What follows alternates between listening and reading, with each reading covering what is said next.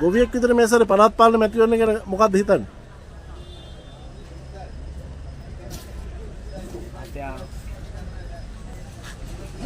තාම කියන්න අමාරුයි.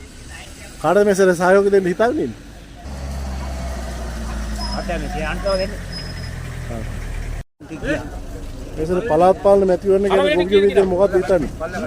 ඉතින් ගොවියන් සහාය දෙනවනේ. ඉතින් ගොවියන් ගැටින් තමයි බලාපොරොත්තු වෙන්නේ. මේ සැරේ කාටද සහයෝගය දෙන්න හිතන්නේ? සහාය දෙන්නේ මෙහෙමයි. ඒක ඉතරවල හිතන්න බෑ. අපි එහෙනම් අපි ගොවියනේ ගොවියන්ට සහනයක් ලැබෙන්නේ නැහැ කියලා තමයි කරන්නේ. ඒ මහත්තු ඔය ආයතන කරනවා අපි කරන්නේ ගොවිතැන. ගොවියෙක් ගැන දුක දන්න ගොවියෙක් මහත්තුම හිතන්නේ. ඒකවම පේනවා කියන මේ වෙලෙන්දගේ තියෙන දුක් නැහැ. ඒතර ගොවියෙක් විදියට දැන් පළාත් පාලන මැතිවරණ තව දින කිහිපයක් තියෙන්නේ. මොකද හිතන්නේ පළාත් පාලන මැතිවරණ ගැන?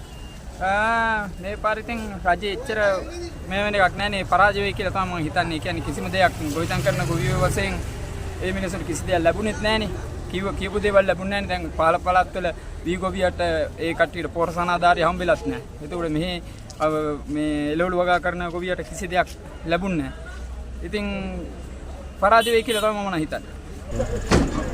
මේ සැරේ පළාත් පාලන මැතිවරණ ගැන ගොවියෙක් විදියට මොකද හිතන්නේ? මේ කාට දිලත් වැඩක් නැහැ. ඒක ගොවි. ඒ මොකද? ඡන්දේ අරන්. ඔව්. ගොවියත් එක්ක ඡන්දේ කරන්න බෑ. ගොවියන්ට සාහනයක් දුන්නොත් ඡන්දේ දෙනවා. මේ සැරේ කාට සහයෝගය දෙන්න හිතන්නේ? බාමන. පළාත් පාලන මැතිවරණ ගැන ගොවියෝ විදියට මොකද්ද හිතන්නේ? මිනිසුන්ට මැතිවරණ එපා වෙලා තියෙන්නේ. මිනිස්සු හැංගීද කවුද ඒ මොකද? ඒ කියන්නේ කාලා කියලා තියෙනවා. අල්ලපුවත් නැහැ පාගපුවත් නැහැ.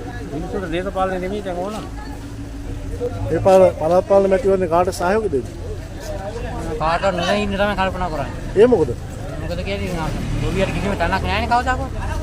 දැන් මිල හොඳයිනේ. මිල කොහෙද ආපහු තුන ගන්න බෑනේ පේන්නේ නැතුව දැන් උදේ 9 ඉඳලා ඉන්නේ. මේ සැරේ පළාත් පාලන මැතිවරණ ගැන ගොවියෙක් විදියට මොකද්ද හිතන්නේ?